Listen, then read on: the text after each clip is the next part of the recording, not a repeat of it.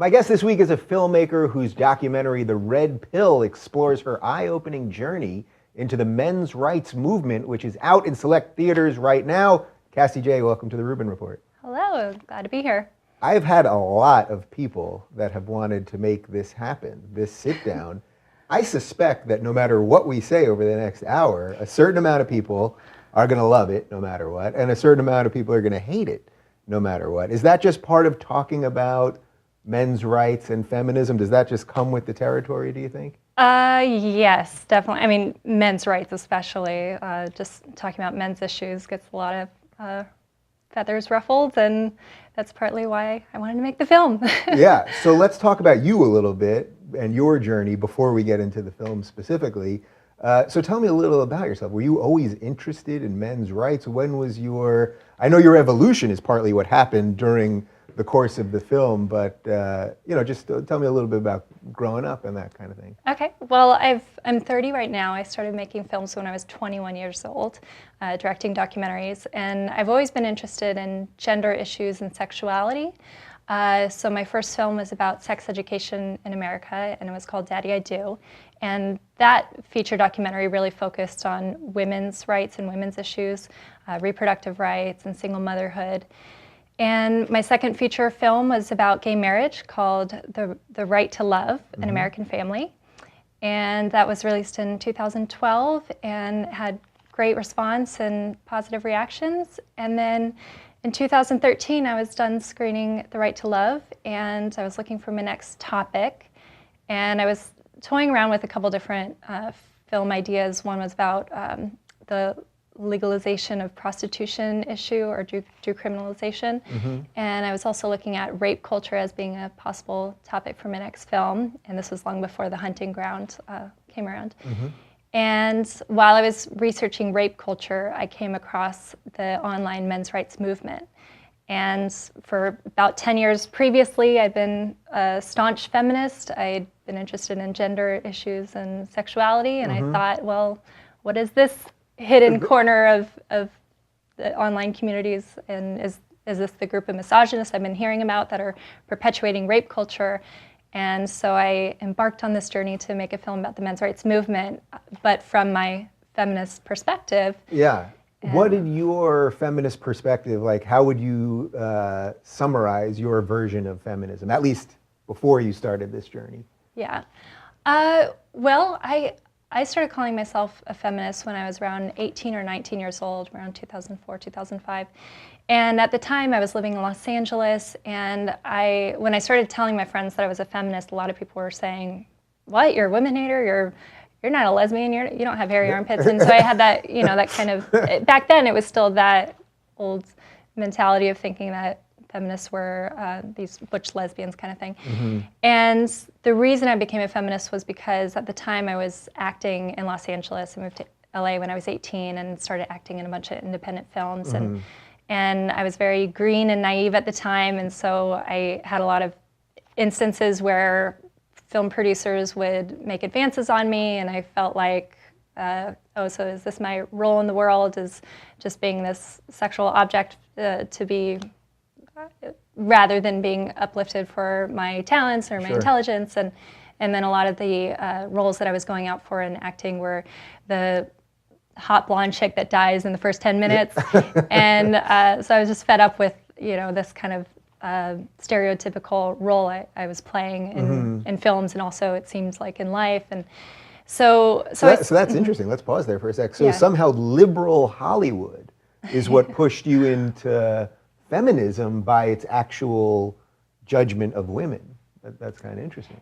Yeah. And I mean, I think a lot of girls in LA also feel objectified for being a woman, and now with Making the Red Pill, I have different views on that. But yeah, and also in the film industry, it is the statistics on how many women are directors or producers or writers is, there is a big gap between men and women in those positions. So definitely liberal Hollywood, I think, has just thinks a lot about women's rights and women's issues, and I got wrapped up into that culture.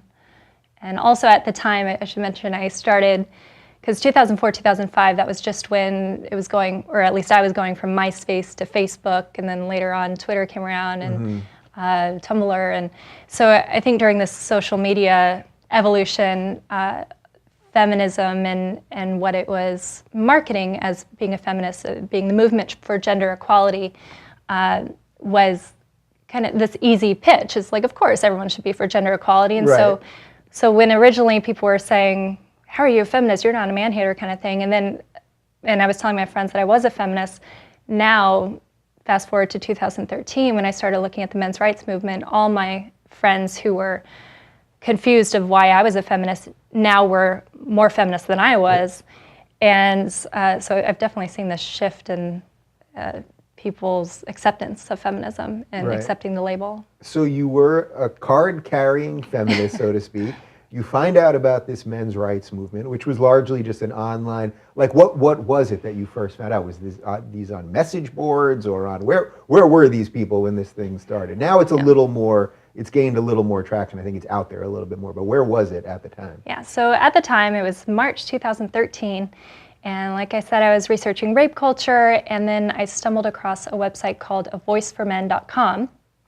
And whenever the men's rights movement is talked about in mainstream media, the few times it is talked about, they usually address A Voice for Men and their misogynistic rantings and this community of men who hate women and share their hatred with each other, and then all get riled up together in this online community of A Voice for Men. Right. So that was the website that I initially found, and they definitely have some crude language, a lot of swearing in there, and a lot of talking points that I never heard of before. So from my feminist perspective, my walls were up, and I was immediately thinking, these are the misogynists I've been hearing about, and it terrified me. And it took a couple months of me looking at some other documentary topics to explore, and I just kept on coming back to the idea of the men's rights movement because I thought it was this secret underground world that no one's ever explored, and especially at that time, not many people heard of the men's rights movement, so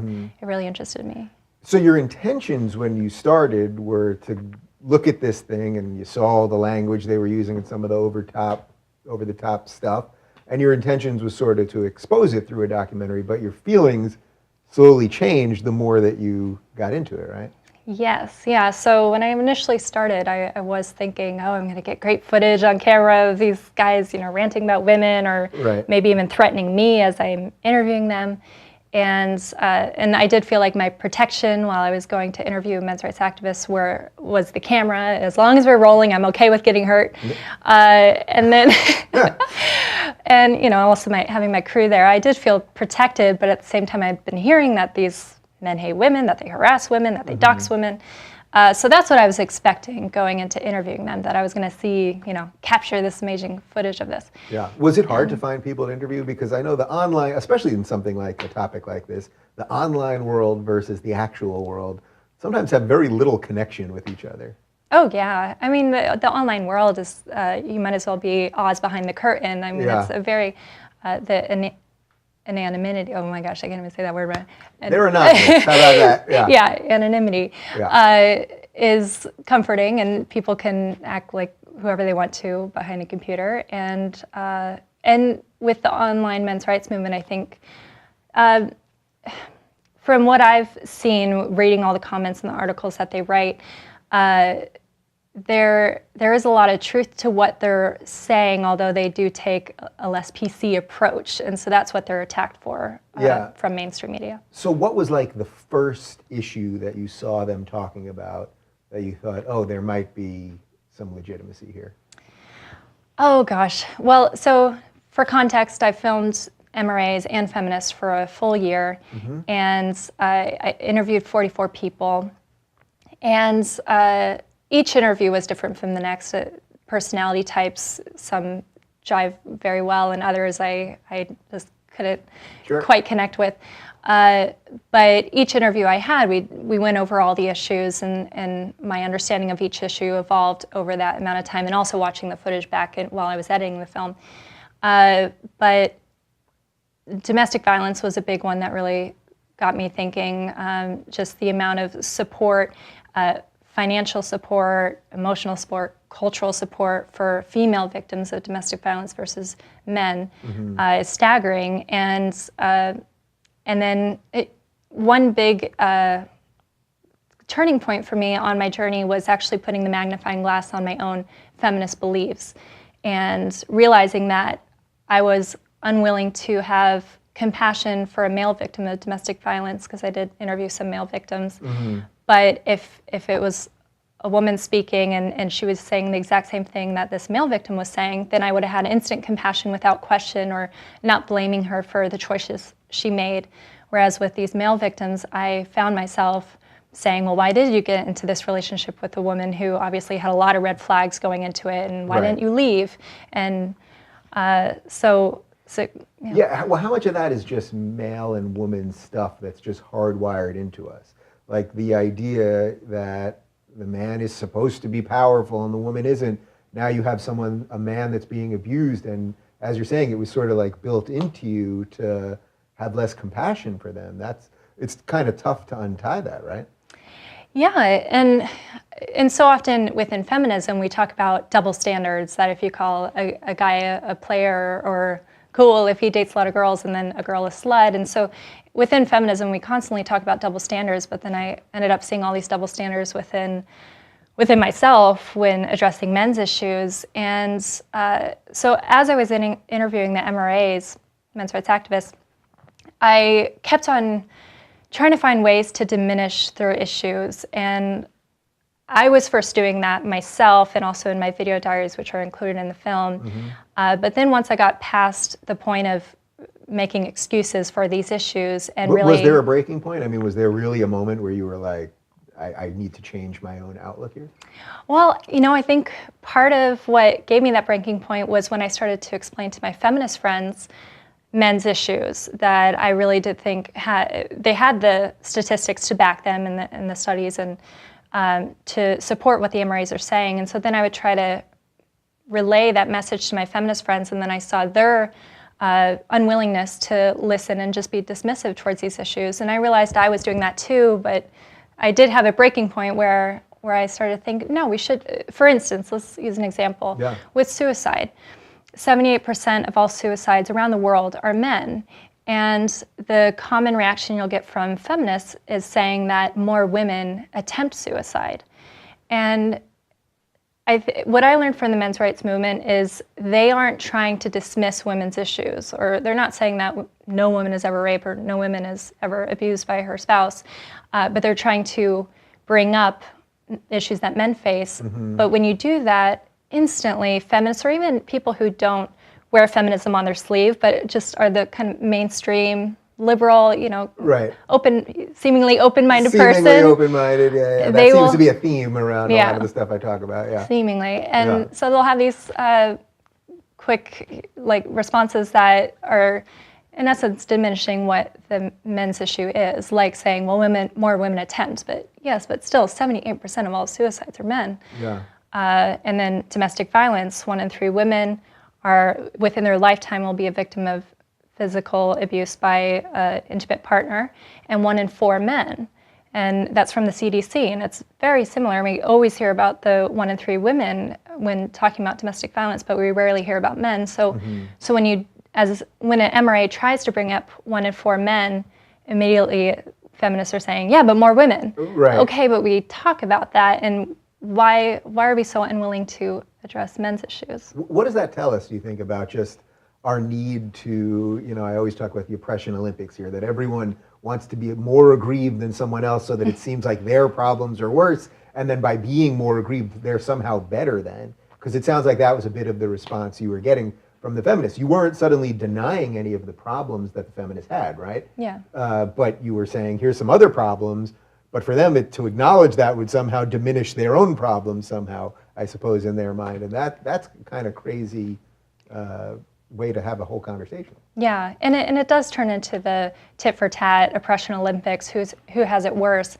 And that's what I found really fascinating about making the red pill is because MRAs aren't dismissing women's issues. And all the MRAs I spoke to said that they are for women's rights. That's a big misconception that the mainstream media tries to paint about the men's rights movement, that they're trying to turn back the clock on women's rights, want them back in the kitchen, barefoot and pregnant. And that's not the case at all. And I would actually say they're even going further into the gender equality discussion by adding men to the discussion. And but what was so fascinating about just the feminist ideology, and that was a word that I didn't connect with feminism many months into filming it, and when it finally clicked in my head that feminism is an ideology. And I would love for our culture to get to a point where we can distinguish between feminism and being for women's rights, because they are two different things. Feminism is a movement with a belief system, and not all people who say they are feminists, or not all people who are non-feminists, are against women's rights. You can be for women's rights without being a feminist. Right. So do you think that the ideology of feminism, or the movement of feminism, kind of lost its way over the years? Do you think it's possible? I've had a few guests on here that have said, as things have gotten better for women, and as there is equality for women, you always have to find a new oppression for yourself, according to the Suppression Olympic scale. So you have to suddenly be more offended by words if actions aren't happening to you, and things like that. So do you think the movement kind of just lost its way? I mean, I'll try to think back to my previous 10 years of being a feminist and how I saw it evolve. And I don't think, when I became a feminist around 2005, it wasn't as big as it is now. And I think social media has a large part to do with that.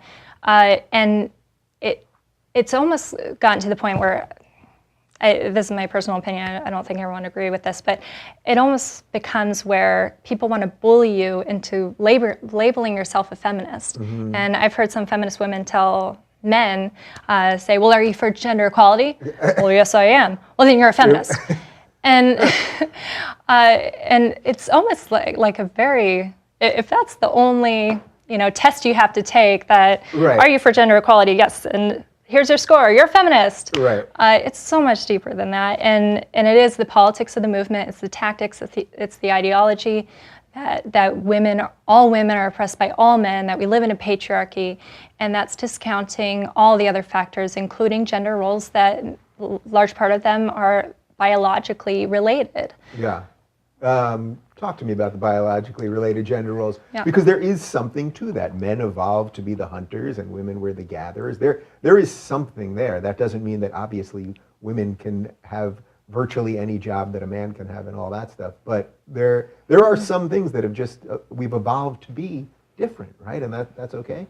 Yeah, well, I mean, obviously how you bear children is the biggest difference.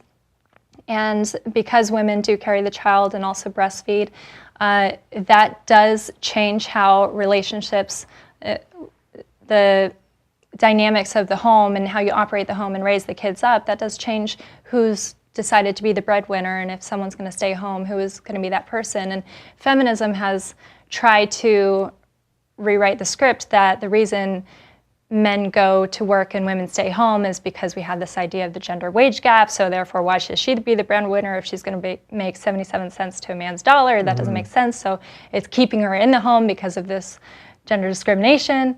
But as I'm sure you know, the gender wage gap is not I've had Christina Hoff-Summers on, right. we've dived into it, yeah. Right. So how would you actually define feminism then? I probably should have asked you this 10 minutes ago, but what do you think what would your definition of 2016, what does feminism mean? Oh gosh, that's a I'm really tough one. putting you on the spot. Yeah, how would I define feminism now with where my head is after making the red pill? I do believe it is an ideology. I actually came out of a religion when I was in my teen years, and spoiler alert, with the red pill, I also end up not being a feminist after making the red pill, and they were very similar experiences for me.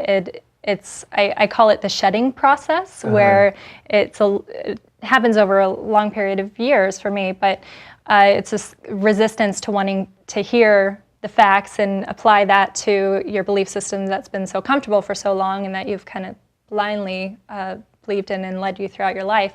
And when you start questioning that, it's a very scary experience. So But as far as how I define feminism now, I do think of it as a quasi-religion because the feminists that I've been seeing are unwilling to have an intellectual discussion just based on the statistics and facts that don't fit within their belief system. Mm-hmm. And so if you believe that all women are oppressed by all men, then how could it be that women have more reproductive rights and more reproductive choices when having children, and yet men could be a victim of paternity fraud? And paternity fraud is when you're raising a child that you later find out is not yours, and there's no repercussion for a woman if she'd been lying to this man for 18 years saying it's his own kid, and turns out it's not, and the courts don't support him being any kind of resolution to that. I mean, there's so many different issues that do attack men on their gender. And some of those things actually are systemic. Like when people talk about systemic racism, there are things that are systemic. I have a friend right now that's going through a divorce with a child custody battle, and he's been the primary breadwinner for the entire time, and at times his wife didn't work and didn't have a lot of money, and he provided for everybody, but she's getting much more leniency related to the child right now. Mm-hmm. That's actually systemic, meaning that it's part of the system, the legal system, that she's getting benefits that he doesn't as the man. Yes.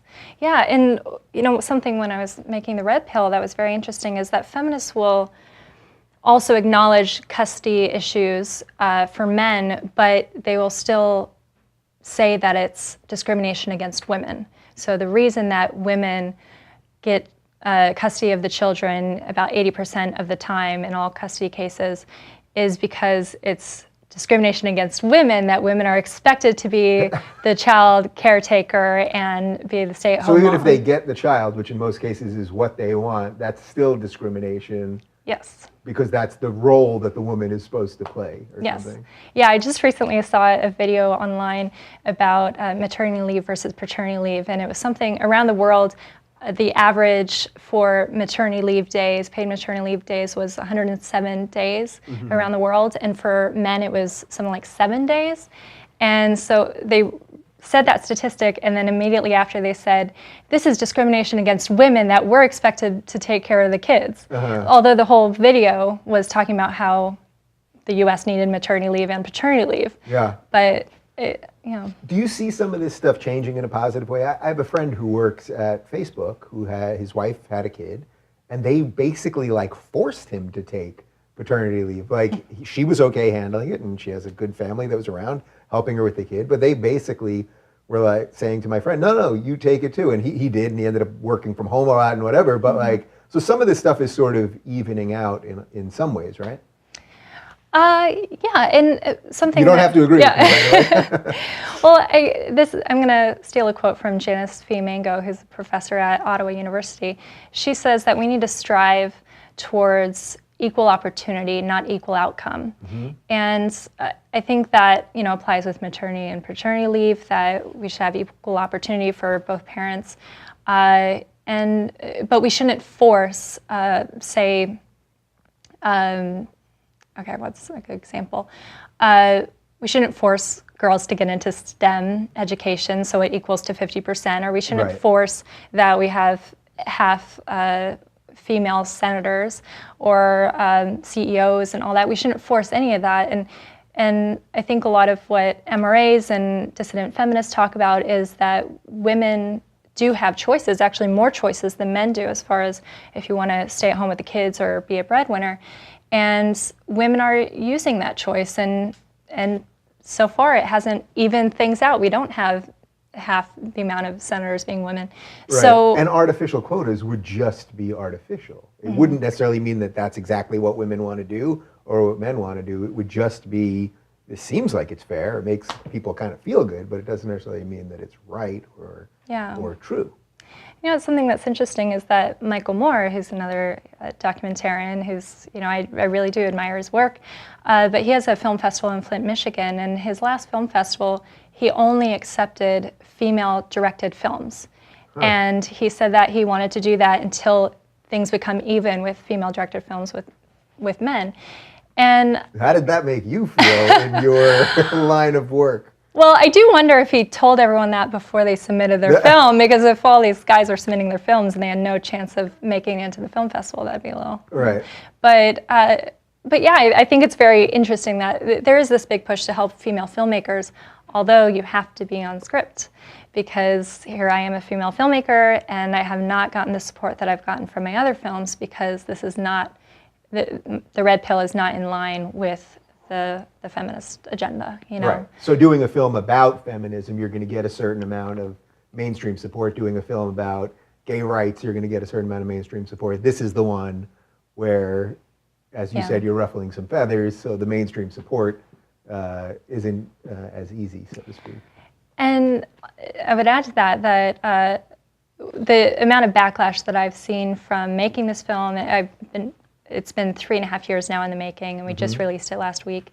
And because I haven't been seeing that support of me making this film, I've started to realize that maybe feminism is just, it's not about, feminism isn't for women, it's for feminism.